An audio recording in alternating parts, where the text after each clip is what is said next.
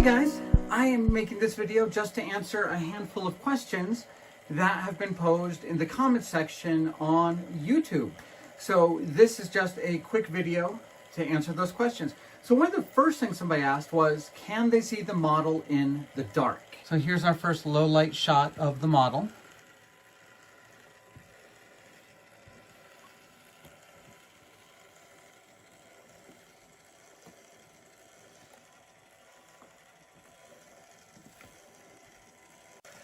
Our second low light shot.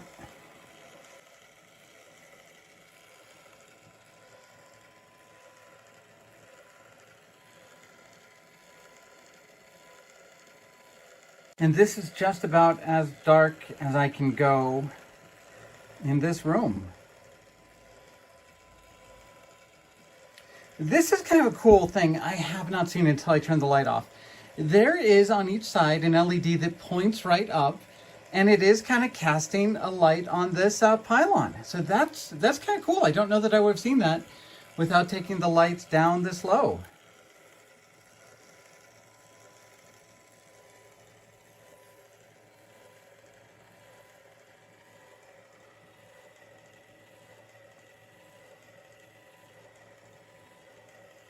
The next question I've gotten is, how did I fog this front window and the bridge dome?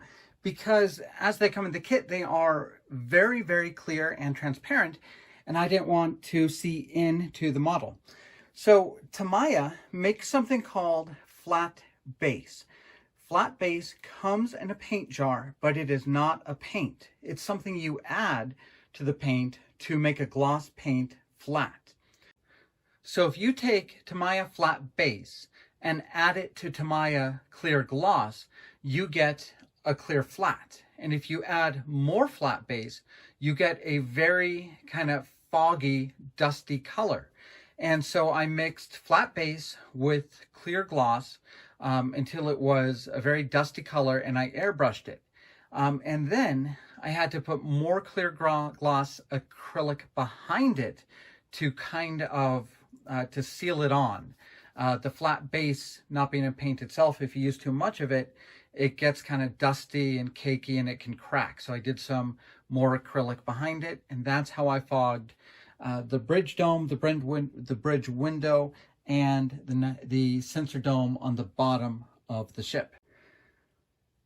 The next question I've gotten is, how loud are the fans? If you want to see kind of a detailed answer to that, take a look at the first video I did on the light kit to answer the question about how they seem in the video versus real life. I think they're louder in the video than they are in real life. The next question is about seams and if I've had any trouble filling seams since I decided to paint the ship before assembling it. And the answer is really no. The seams are very good and it's very easy to work on them. I did cause myself a problem and I made a bigger seam than I needed to because I built the ship wrong. And what I mean by that is I didn't quite follow the instructions exactly. What I did is I built the pylons and nacelles and I put them into the two halves, and then I joined the two halves together. And when I was doing that, I was thinking I had to kind of navigate all the wires through at first. But in reality, looking back and looking at how much room is in this engineering hull, the right way to do it really would be join these two together tightly first, and then put on the nacelles and the pylons.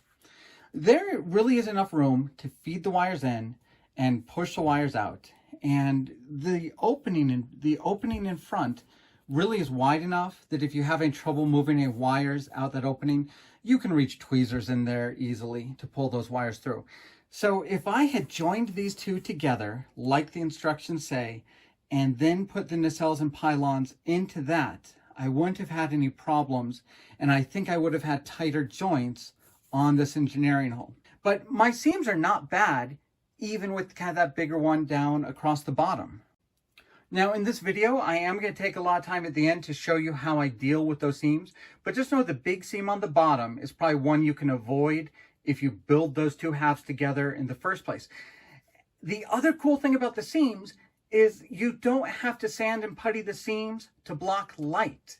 The tongue and groove design of the kit where the parts fit into each other really means it's doing all the light blocking on its own. And you'll just be sanding and putting seams for that really good finish look. All right, somebody asked to see a few more size comparisons. So here is the Enterprise next to the original TOS Enterprise. So you can kind of judge how it is bigger in the new show. And here it is compared with the Starship Enterprise from 2009. So that gives you an idea of how crazy big the 2009 Starship is. If these were in scale, this one would even be a little bit bigger. The next question that I've gotten is about the cost of the lighting kit, and it's a very, very hard question to answer. So it is, do I think the lighting kit is expensive? Do I think it's worth it? So if you follow this channel, you know that I build most of my own lights for my ships, which means I buy heat shrink tubing, I buy batteries, I buy switches, I buy battery connectors, I buy wires, I buy pre-wired LEDs, I buy them in bulk, I buy LED tape. So it can be kind of hard to figure out how much I actually spend to do things like this, to build little lights I put in myself. I think, in general, I usually have about $100 to $120 worth of parts on hand at a time. You know, about $10 worth of heat shrink, probably close to $30 in LED tape.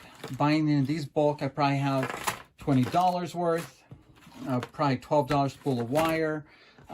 Battery boxes, if I buy a wall adapter, that's about $10. If I buy a battery box, that's about $5. And then I use these supplies over multiple model kits. So I think out of about $120 worth of parts, I end up lighting probably about 4 medium-sized model kits. So aggregate, if you're building your own thing, you can get all the parts and light a model for probably about $30. And I've talked about that in my other videos. I've got some videos, especially about the 1701E, where I build all my own lights for about $30. So when I look at this, a plug-and-play kit that's all done for you for about $80, we have to talk about what are you getting for that extra $50. So the first thing you're getting for that extra $50 are the motors for the fans. And so that's something I can't really do on myself. I know people can find small motors out there, but then there's also an issue of gearing it down so it spins at the right speed. Motors turn a lot faster than these would turn, so I'm guessing there's probably a planetary gear system inside that will slow it down to be a better speed for these fan blades. So the first thing for that $50 is you're getting the motorized effect for the nacelle. To me, that is worth quite a bit right there.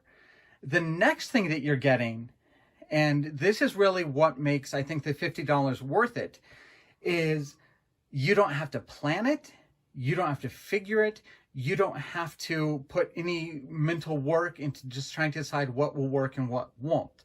And to me, that's worth a lot of money as well.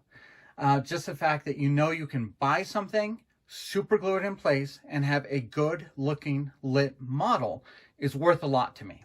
The final thing that you get for that $50 is you don't solder a darn thing. If you watch my videos on the 1701E, I am soldering LEDs to LED strips. I'm soldering wires. I'm heat shrink wrapping things. And there's a model I completely ruined with a soldering iron. I just got too close to the wrong thing and I ruined a model kit. So the fact that you can do this without soldering makes me feel a lot better about that extra $50.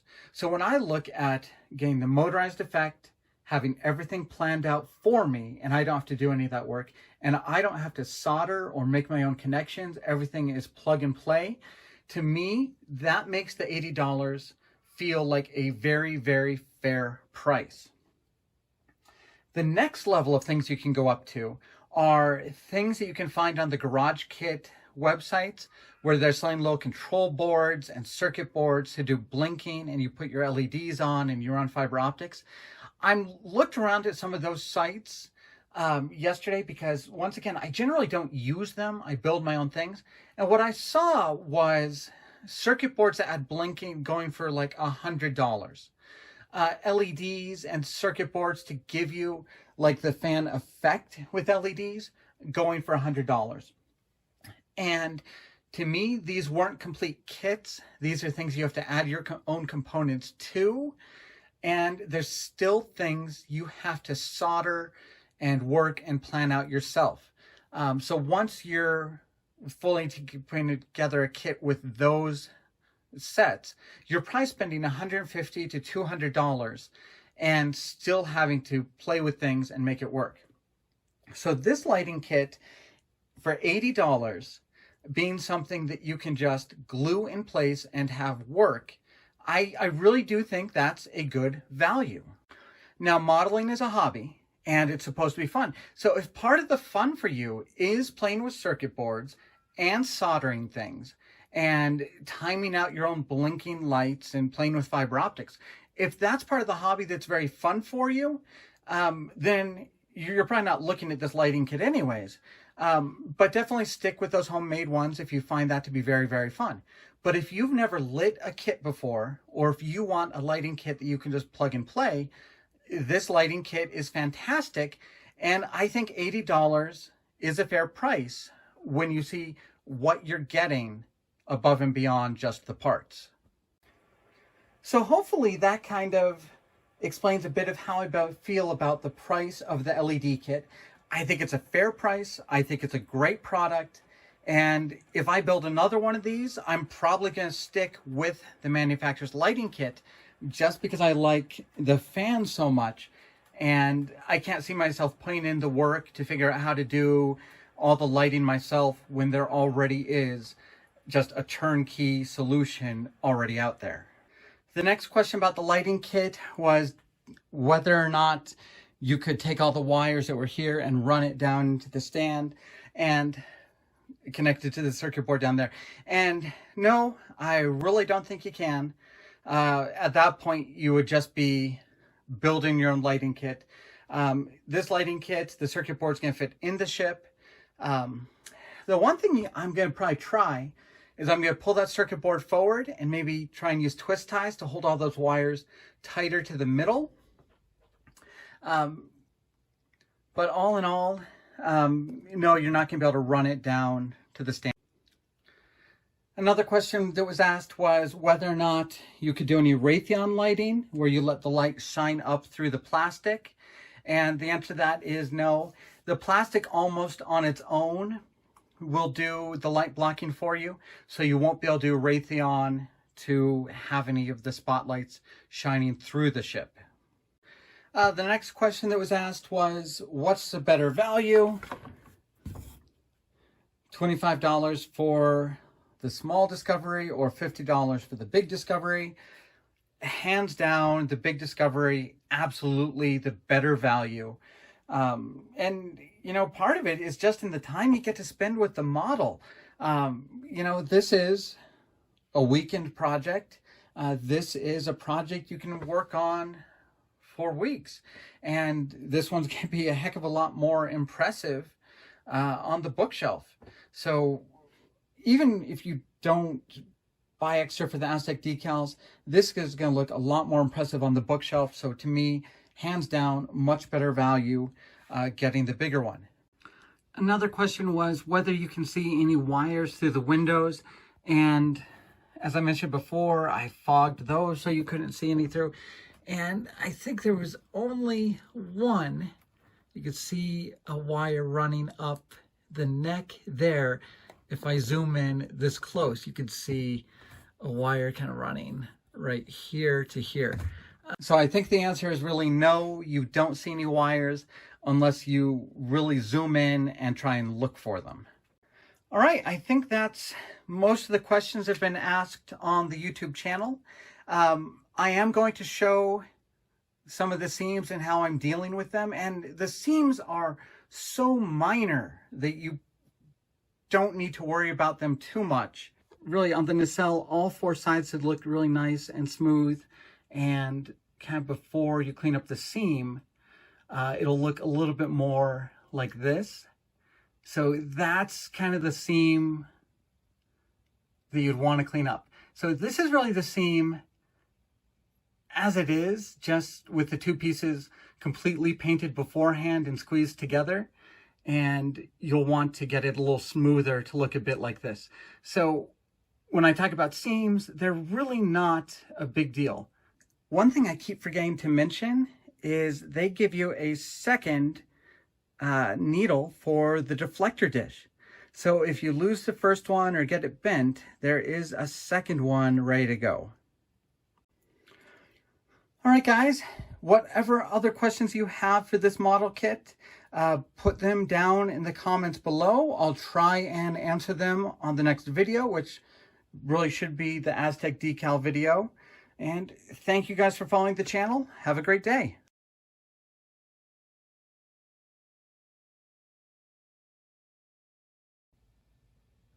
So one of the questions that people have been asking the most is how I'm going to be dealing with some seams since I painted this kind of before assembling. And so I wanted to show a little bit of that here. And as I mentioned earlier, I think that if I had assembled this a little bit differently, I wouldn't have as much of a seam kind of down this belly of the ship. But I just want to show you some basic ways I'm going to be dealing with the seams. And this one on the bottom of the ship is actually the easiest one because there is such a nice flat space to work with. You don't have to worry about too much detail around this area. Now on the top of the ship, we have to worry about that a little bit more. But we're just going to lay a little bit of yellow tape. That will prevent us from getting putty everywhere. I've applied a little bit of putty, and now I'm just going to work it in with a little bit of a Q-tip.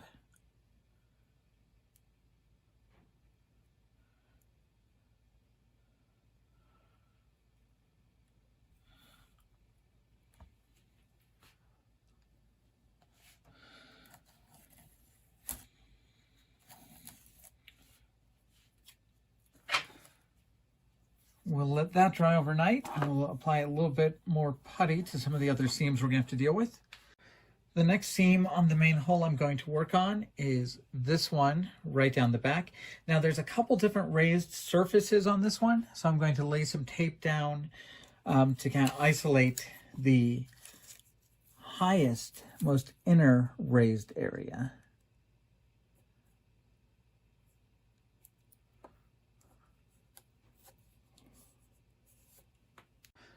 All right, so I've taped off just the innermost part of this spine detail. And on this, I'm going to switch up the putty I'm using. I'm going to switch to using a Vallejo plastic putty. And this putty is more like a caulk. The other one you can use and you can sand. This one is not really a sandable putty. It will shrink a little bit and be a little rubbery. It'll hold paint really well, but it's not going to be a good one to sand.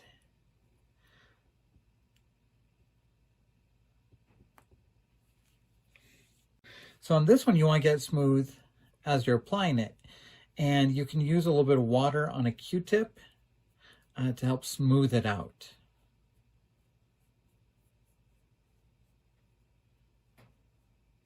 All right, and just like the other one, we will try and remove the masking tape and the excess putty before it dries. And then we're going to get a Q-tip wet and just continue to smooth it out.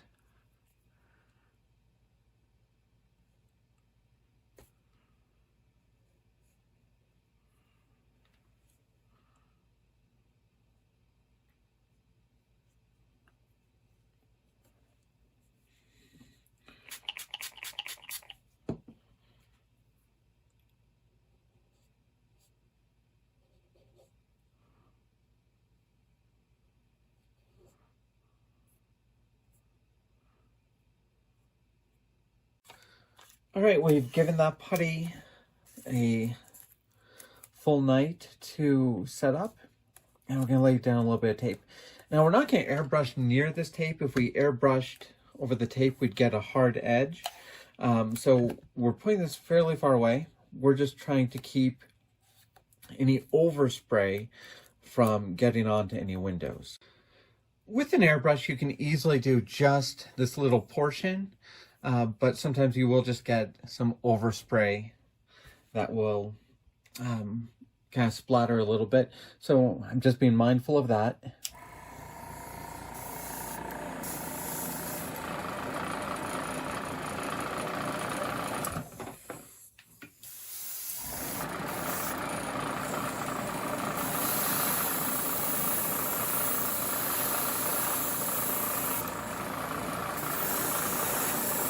All right, and that is the back spine seam sorted.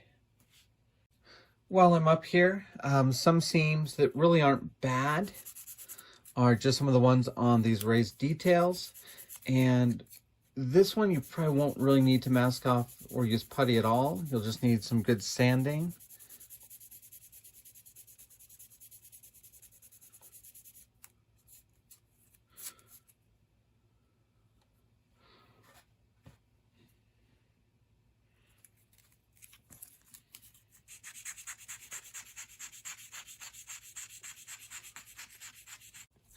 Then when you're masking this one, you can follow that raised surface when you lay down your masking tape.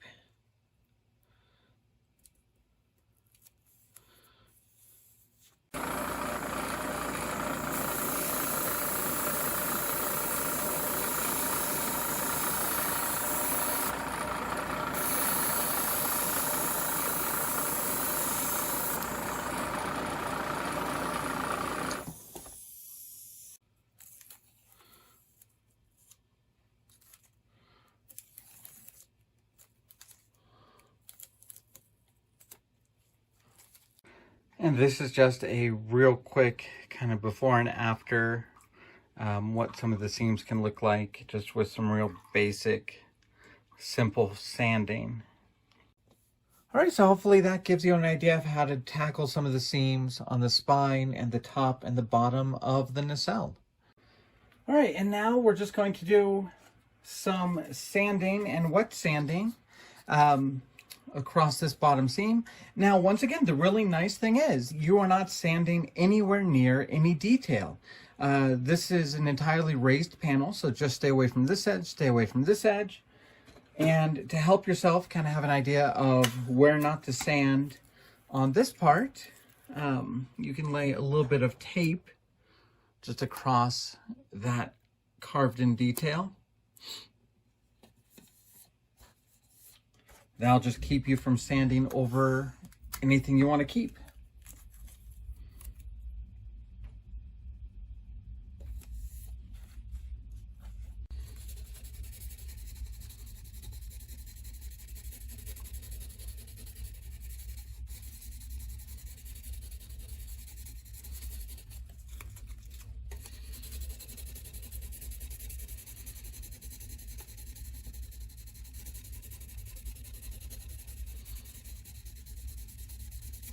All right, now that I'm done with the first round of sanding, I'm going to back up my masking tape. I want to make sure all those windows are covered. I don't want to spray anything by mistake. Go over here. Remember, with the airbrush, we're not going to go up to any of these lines. We don't want to airbrush over them. We don't want hard paint lines. We just want to make sure we're really protecting any windows. Now I'm absolutely fine getting a little bit of paint on the rod for the stand. When we get towards the end and pull that stand out so we can get everything wired and decaled, I'll clean any paint off of it.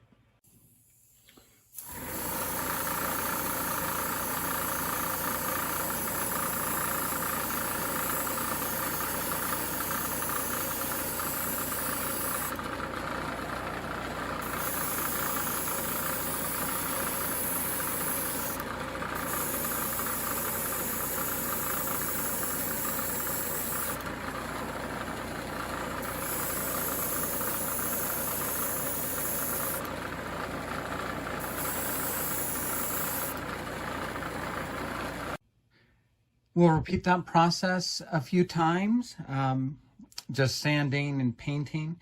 But you should be able to see that it really won't be hard to sand these surfaces along that seam without affecting any of the raised or the recessed detail.